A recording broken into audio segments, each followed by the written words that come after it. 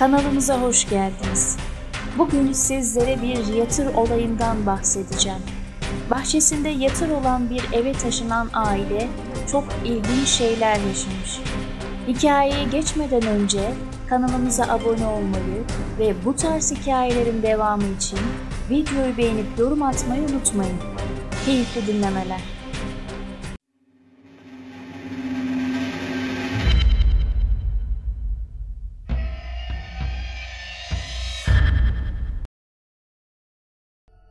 Abla selamlar. Sana İzmir'den ulaşıyorum. Fakat olayın yaşandığı zamanlar İzmit'te yaşıyorduk. Ben liseye geçince ailem de okula yakın olması için yeni bir eve taşınmaya karar vermişti. Uzun bir zaman ev aradık fakat ev kiraları bizim bütçemizi çok aşıyordu. Uygun olan evler de kalınmayacak haldeydi. En son bir ev bulduk ve tam istediğimiz gibi bir yer olduğuna kanaat getirdik. Çünkü hem okula yakındı, hem geniş ve güzeldi, hem de kirası uygundu. Yalnız tek sorun bahçesindeki mezardı. Biz evi tutarken emlakçı, bir garibin mezarıdır bu. Uzun yıllar olmuş defnedileri. Kimi kimsesi de olmayınca kalmış burada. Korkacak bir şey yok dedi.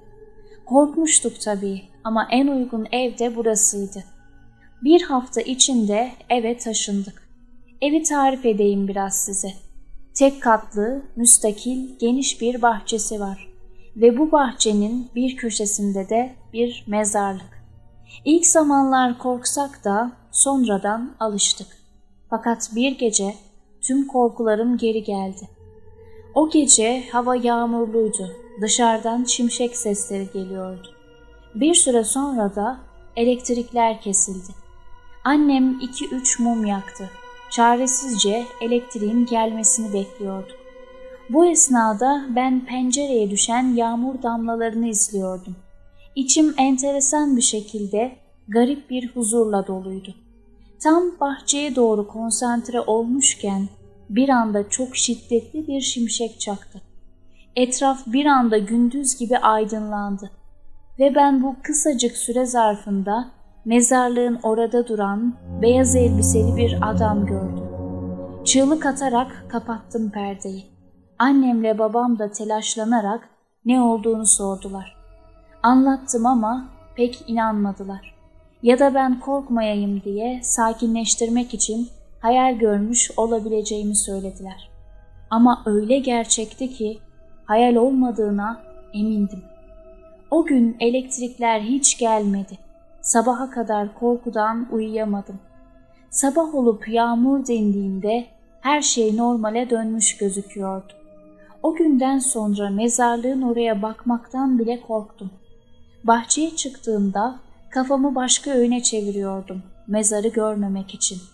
Derken bir akşam yine ailecek oturmuş sohbet ederken dışarıdan gelen bir çığlık sesiyle kapıya koştuk hemen. Bahçenin bir köşesinde yerde kıvranan bir adam vardı. Babam hemen koştu yanına. Bahçeye nasıl girmiş, neden girmiş bilgimiz yok tabii. Adam konuşamıyor, ağlıyordu sadece. Babam adamın kafasını kaldırdı yerden. Bu esnada ben biraz uzaktan izliyordum. Kafasını kaldırınca adamın yüzünü görmemle çığlık attım zaten. Hemen eve koştum. Adamın sesini, acı çekişini duymamak için kulaklarımı kapattım. Bir yandan da ağlıyordum. Çünkü adamın yüzü çok kötü bir haldeydi. Sanki çarpılmış. Ağzı yukarı doğru kaymıştı ve köpükler akıyordu. Ailem hemen ambulansı aradı, adamı götürdüler. Bu esnada fark ettik ki adam bahçeye alkol almaya girmiş. Yerde 3 tane, biri boş, ikisi dolu bira şişesi vardı. Yüksek ihtimal mezarı fark etmedi. Çünkü fark etseydi boş bira şişesini mezarın üstüne atmazdı. Ben öyle düşünüyorum yani. Ve mezarda yatan kişiyi rahatsız ettiği için bu olayın yaşandığına inanıyorum. Annemler ise benim dediğime de ihtimal verdiler ama daha çok adamın sara nöbeti geçirmiş olabileceğinden şüphe ettiler. Biz daha sonra adamdan haber alamadığımız için ne olduğunu bilmiyoruz. Bu olayla beraber benim mezardan korkum iyice arttı. Özellikle geceleri çok korkuyordum. Pek çok kez aileme bu evden taşınalım. Gerekirse okula 1 saat uzaklıkta olsun. Ben yürüyerek gitmeye razıyım dedim. Ama kabul etmediler. Sonra ara ara küçük olaylar oldu. Benim küçük bir kardeşim vardı, 6 yaşında. Onun mahallede oynadığı çocuklar vardı. Bizim evde müstakil olduğu için oynamak için en uygun yer bizim bahçemizdi. Diğer çocuklar apartmanda oturuyordu. Apartman sakinleri de çocuklardan rahatsız oluyorlardı. Bize gelir bahçede oynarlardı. Hem annem de kardeşim gözümün önünde olduğu için içim rahat en azından derdi. Neyse, bir gün yine bunlar oyun oynuyorlardı. Akşam ezanı okunmak üzereydi. Ben de evde ders çalışıyordum. O esnada çocukların koşma sesi geldi birden. Hepsi aniden bağırarak kaçmaya başladılar. Hemen fırladım yerimden, anneme söyledim. Telaşla çıktık dışarı, kardeşime sordum ne oldu diye. Topraktan el çıktı dedi, mezarı göstererek. Bütün çocukların aynı şeyi görmesi bizi çok korkuttu. Annem mezarın oraya gidip baktı, bir şey var mı diye. Ama her şey normal gözüküyordu. Babam gelince ona da söyledik. Sonra dedim ki bu mezar sıradan bir mezar değil herhalde.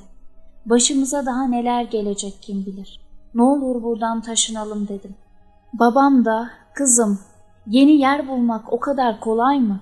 Çocuk bunlar. Kim bilir neyi ne sandılar dedi. Olaya inanmamak yapılacak en kolay şeydi. Babam da bunu yapıyordu. Ama bir gün buna en çok o inandı. O günden bahsedeyim. Bizim sürekli bozulan bir ocağımız vardı. Bir gün yemek yapsak, ikinci gün bir sıkıntı çıkarıyordu. O yüzden çoğunlukla küçük tüpte yemek yapardı annem. Yine öyle bir gündü. Yemeğimizi yedik, tam olarak ne oldu bilmiyorum. Tüp açık mı kaldı, gaz sıkışması mı oldu, başka bir şey mi bilmiyorum. Ama gece uykuya daldığımız esnada bir güm sesi duyduk. Öldüm sandım, yemin ederim. Sanki büyük bir patlama oldu, öldüm ve ölüm anımı bana tekrar izletiyorlarmış gibi hissettim. Öyle bir patlama sesi daha önce hiç duymadım. Kesin havaya uçtuk herhalde dedim. Yataktan fırladım, annemin, babamın, kardeşimin bağırma sesleri geliyordu. Odamın kapısını açtım. Mutfak kısmından alevlerin çıktığını gördüm. Benim odam mutfağa en uzak oda.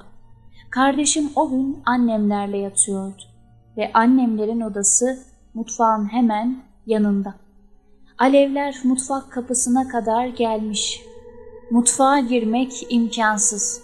Düşen kapı da annemlerin bulunduğu kapının önüne düşmüş ve alevler orayı da sarmış. Annemgil içeriden çıkamıyor ve maalesef camlarımız demirli olduğu için camdan da çıkamıyoruz. Kapıdan dışarı çıkayım desem babam kapıyı kilitlemiş, anahtarı da yanına almış. Hayatımda bu kadar çaresiz kaldığım başka bir an yok. Gözünüzün önünde aileniz yanıyor ama eliniz kolunuz bağlı.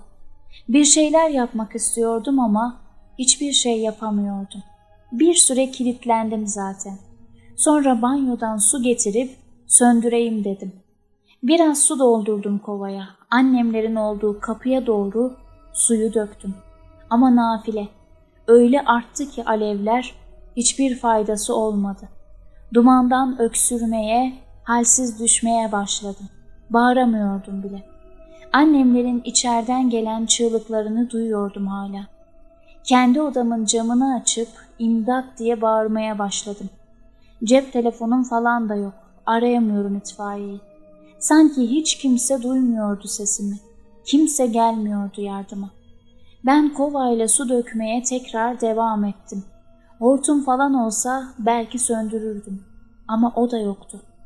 Bir süre sonra da dumandan göz gözü görmez bir hale geldi zaten. Nerede kova, nerede çeşme göremedim. Yere çöktüm, bayılmak üzereydim. Şehadet bile getirdim.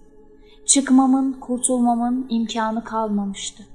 Tam o esnada bir su sesi duydum.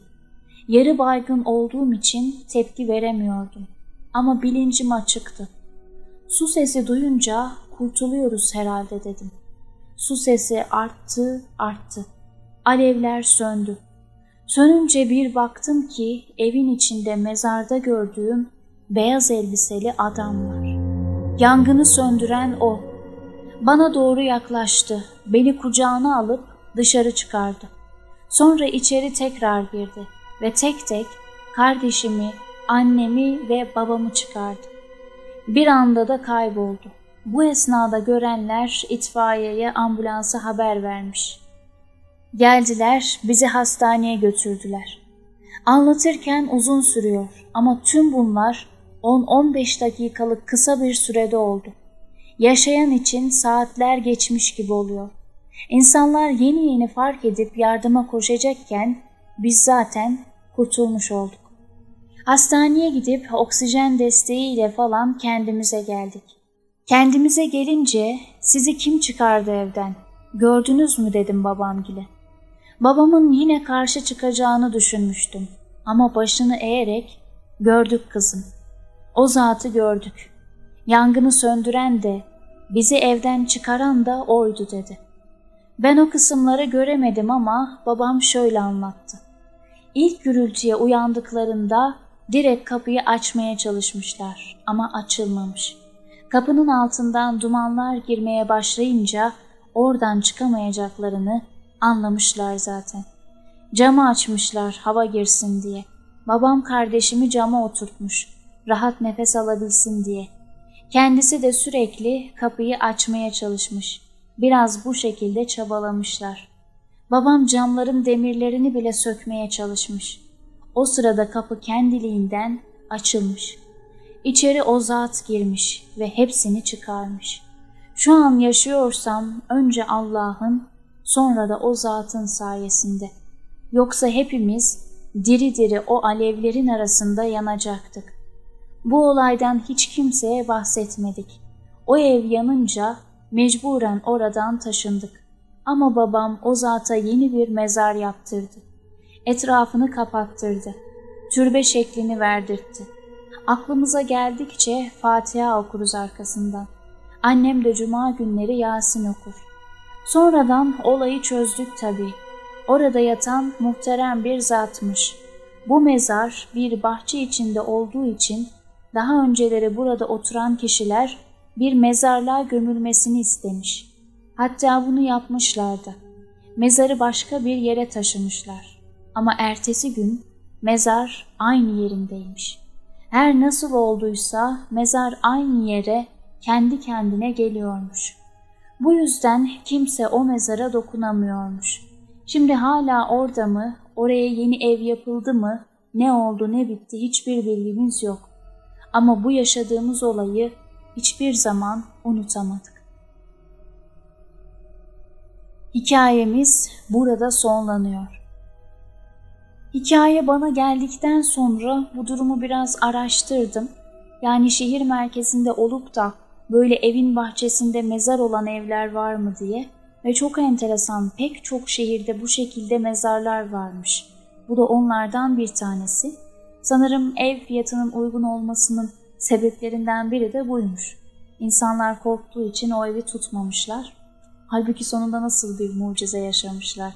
Zaten yatırların insanlar zor durumda kaldığında yardım ettiğine dair pek çok yaşanmış olay var. Yatır kelimesinin tanımına baktığınız zaman da şöyle deniyor. Dilerse insanlara yardım ettiğine inanılan bir ermişin yattığı yer. Tanım aynen böyle. Çok farklı bir yaşanmışlık. Bu geçmiş olsun, Allah bir daha yaşatmasın. Yangının travmasını çok zor atlatmışlar. Balon patlasa çığlık atardım diyor. En ufak bir ses onları o ana götürmeye yetiyormuş. Annesi evden çıkarken ocağın altını defalarca kontrol ediyormuş. Kapıya kadar gelip dur bir daha bakayım diye tekrar kontrol ediyormuş. Maalesef böyle takıntıları oluşmuş. Bir daha da camları demirli olan bir ev asla tercih etmemişler. Hikayeyi gönderen kişiye çok teşekkür ederim. Sizlerin de yaşadığı bu tarz paranormal olaylar varsa bizlere açıklama kısmında paylaştığımız Instagram veya mail adresimiz üzerinden ulaştırabilirsiniz. Bir sonraki hikayelerde buluşuncaya dek hoşça kalın.